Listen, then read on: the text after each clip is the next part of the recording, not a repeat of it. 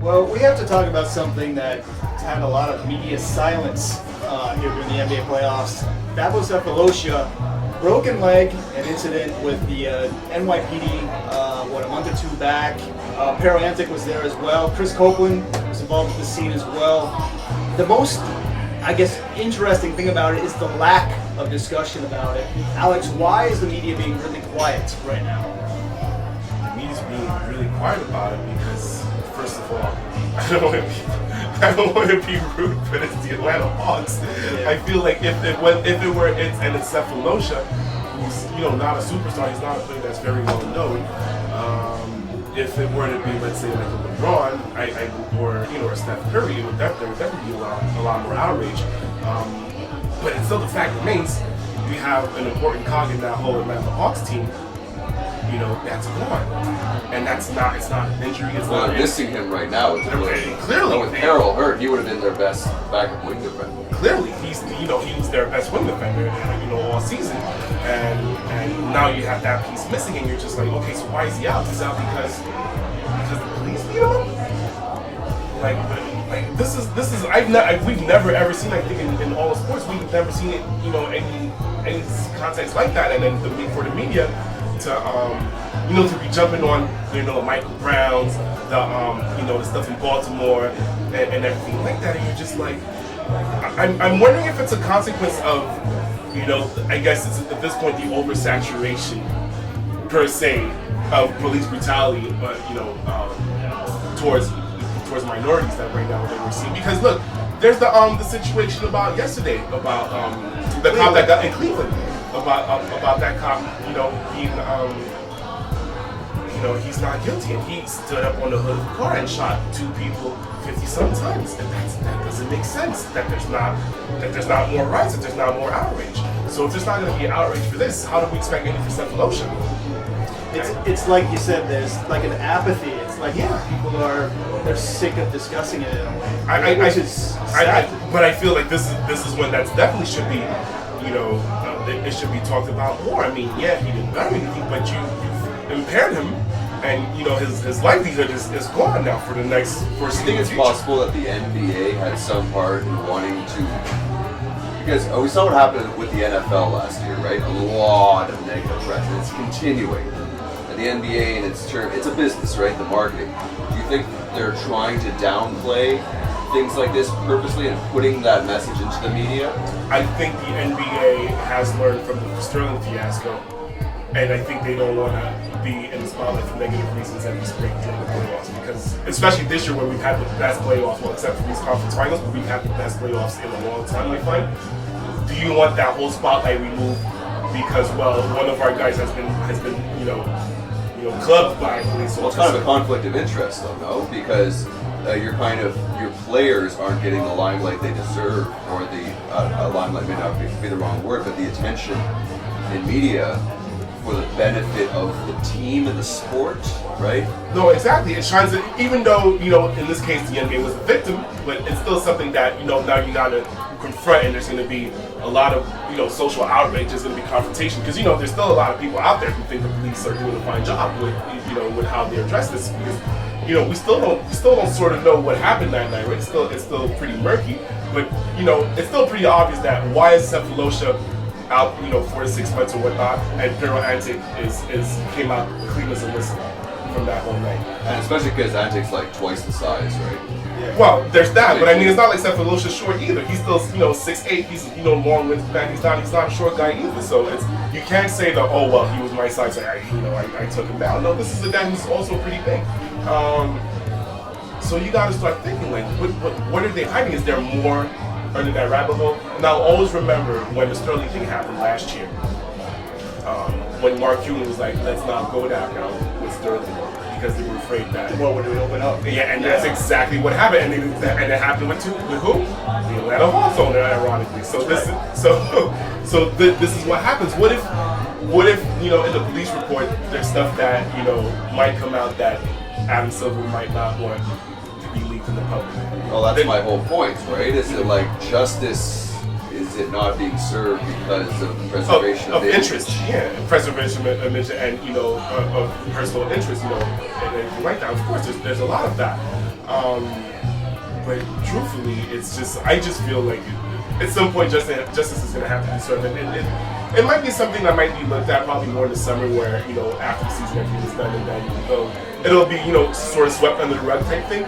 But definitely that, I don't know how we're not discussing this 24/7. This is he was a starter for the Hawks. The guy with the number one team in the East. Yeah, for the best team for the second. And it's not like no one's going to notice that. No, exactly. It's not like, but that's what I mean. But because it's the Hawks, who unfortunately don't have that, media exposure as other teams do, and because Sefolosha is not a marquee guy, if you want to put it that way, in the league, then that's the only reason I find that this doesn't get swept. Like TMZ, they're not gonna get pinch hits off of Sefolosha. They're not gonna get, it's not a situation like that. He's a foreigner and this and that, and he has a funny name, so I guess to some people. So it's not something that, oh my God, you can make a quick clickbait headline out of it.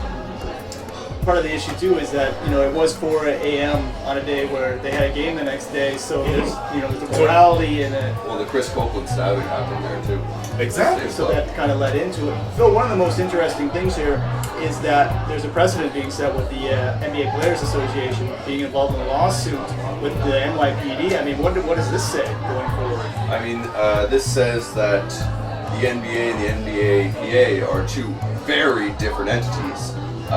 So for our last point, is the NBA trying to cover its image? Well, the NBAPA has no interest in that. The NBA is out to, the Players Association is out for the interest of its players.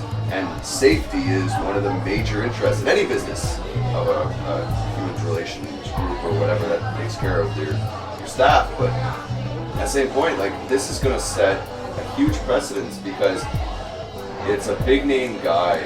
If they win, to other smaller, well, I hate calling them smaller cases, but less media covered cases, use that ruling as precedence, right? Because we all know the law.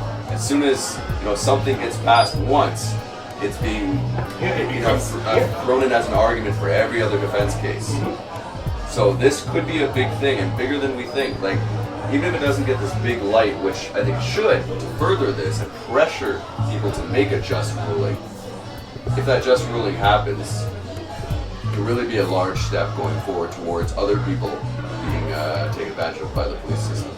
No, sure, but this is also with this whole situation. This is why I say like that rabbit hole can go very deep because, as you said, there was a game the night after, meaning that he should have been on curfew. So if it comes, why was he breaking curfew?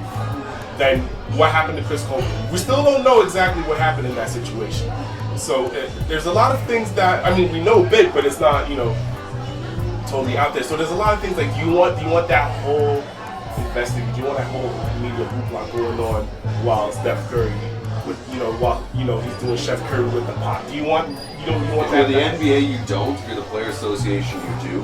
And that's just got me thinking, when's the last time we really heard about something in the NBA the same way you hear about it in the NFL? There's no way nothing happens, right? Yeah. But this is what I mean. It's at some point you want to protect your product because at the same time the PA has, they also probably don't want that because their labor negotiations are coming out. Yeah. So they have a big stake into keeping their guys on the straight and narrow, right? So if let's say if Sefolosha would have gotten attacked by police at 3 in the afternoon in the middle of Manhattan, then that becomes a whole different story where you could be like, okay, let's run down, screw you NYPD, blah blah blah. But this happens, the Murphy situation. Somebody got hurt, then this guy, he gets, walked into a crime scene. Exactly. Apparently. But like I said, like the Cleveland thing. If a policeman can shoot a guy 50 times, stand on his hood and shoot two people 50 times in total, how do you and get away with it? How do you not prove that Sefolosha wasn't resisting arrest or wasn't being compliant? Because it's that slippery slope. I really think this ties around the marketing and image thing and the other side of, we know how deep the police are in different levels of government and such. And again, we set precedents for one. What's the other? What's the slippery slope, right? And I'm not saying it would be a bad thing, but we could be in a place where, a certain level of revolution in how, police officers, are judged, and that changes a lot, right? Because, how police officers act is often out of what they're allowed to do in terms of this, what they know they'll get away with this. But it's no small issue, and I don't think anyone wants to make that first giant step because they know there's so much at risk, even though they know there's huge injustices happening. Yeah, and there's one thing that people, and that was also discussed last year when the Sterling thing happened. I mean, at this point, people have to acknowledge, and I think Silver has, and so even during the Stern days, it was like that. I mean, the NBA is essentially a black league. Yeah, it's been for a long time. It has been a long time, but I mean, the NFL has a lot of black players, right? Even the hockey now has a few black players. It's crazy because we're talking like during the second round, like almost every team in the NHL had a black player except one, which is something that you can see. But to be back, too. Yeah, exactly. But now we're at a point where in the NBA, execs are black. So it's there's but now we have Michelle Roberts, who's the new head of the PA, right, who's a black woman at that, and she's coming for the jugular with the next round of negotiations and whatnot. And so so there's a situation where I feel like the league has to embrace, or they have to understand that not to say they cater to black people. I mean, obviously they already do, but they have to understand that their role socially has to be different than that of another organization, right? They have to understand that, hey, if we are a majority black entity, and we're gonna deal with so we have to understand that even like Adam Silver is white and whatnot, but he has to understand that he has to deal with people, with a minority that's having a lot of issues right now, that's having a lot of problems dealing with with the police, with social inequality and this and that and the third. This has to come into place. And the NBA obviously does a lot of charity work and does a lot of great things for the community. So this is not a knock against them, but it's just that there needs to be a social awareness as to look. We got attacked by the police. It has to become a unified front. It can't just be the PA and be like, oh my God, they attacked one of the guys. The league should also step in and be like, hey, you can't just mess with one of my guys and just think that it's going to be all right. You need to be a unified front. Because if this happens to Steve Nash, this is headline news. This is CNN. The playoffs are paused. Yeah, everything stops. So But then they open up that can of worms, right? And I think everyone's afraid to open up that can of worms. As soon as you have this group and this group squaring off. And let's not stop there. I mean, it's also for the police that opens up a can of worms for them as well. So there's both sides. Obviously. So really, it's an interesting time for America, and like you said, for the NBA. Adam Silver, what he set a precedent with Donald Sterling, booting him out of the league. He has another opportunity here to show an alignment, I guess, an acceptance and a progress with the black movement, and I guess just acceptance of where we are going culturally in America and the world, and pointing out issues with police brutality are not going away; they're getting worse. And so this is an opportunity for Adam Silver and the league to say, "Hey, we have to address this. We have to do it right now." Exactly. This is what I mean. They need to be unified front, and not beat around the bush and be like, "Well, okay, we don't know how," or just release, the common, the blanket statements and be like, "Okay, well, we're going to look into this." I think this one's going to be tougher though, because the other one, there's a very obvious bad guy, right? Like this racist guy. Everyone hated him. Everyone hated Donald Sterling, so it was easy to go down. But like, when you're talking about the police who are supposed to protect and serve, it's this weird gray line. It's you're going to get people pushing both sides. It's not going to be as clear, we'll say, as the Donald Sterling thing. This is a long negotiation. Exactly, and especially like just the police tension in New York right now is high because with De Blasio, when he came out and sort of reprimanded his police force the other time, and then they turned on him, and this is a brand new mayor. He's been there for like what, a year, not even? About that, yeah. Exactly. So this is a guy who's still trying to jump, just assert himself in the city, and now he has to deal with a national crisis pretty much because it's like, hey, there's a now tyrant that came in, and we brutalized him, and on top of it, he's a public figure. And backed with backed by an internet, because the NBA is pretty much international right now. So, well, you're just peeling off the layers of the onion, right? Yeah, that's as soon as you do that, and you start thinking, okay, well, what did Giuliani do, and why was it so different? Exactly, but then this is what I mean. Usually, these things are addressed a lot quicker. So this is, are they going to prosecute that officer? But at the end of the day, this is what happens. I feel like and this is why I think this can sort of go into the back burner right now, is because for as much as this happened and it's super unfortunate, this does not help the Hawks to get Sefolosha back right now. No. There's nothing they can do to get him back. Exactly. So Just bring it back to the team and the player and the focus. Exactly. Deal with it after quietly, and hopefully a lot of people will learn a lot from this. exactly. But in their postseason assessment, though, the Hawks can go back and be like, look, this guy we had, and he was an important part of our team, and we lost him because the police, messed up big time. So this is a situation. So this is one part of the equation that you're going to be like, well, hey, how do we make sure this doesn't happen again? And like I said, because Sefolosha is one thing. If it's Steve Nash, it becomes something else. What if it was, let's say, Zebo or Tony Allen? Yeah. Then it becomes a whole nother issue. Well, because of public perception, I'm not going to beat around the bush. It's what it is. These guys, let's say the T word now, I like to call it, the T word would come out a lot faster. Thugs. Yeah, they would pretty much call him thugs and be like, he probably did it to himself and blah, blah, blah. But like I said, right now, the fact that Sefolosha was out, what was he doing out at 4 in the morning? He was like, he broke curfew.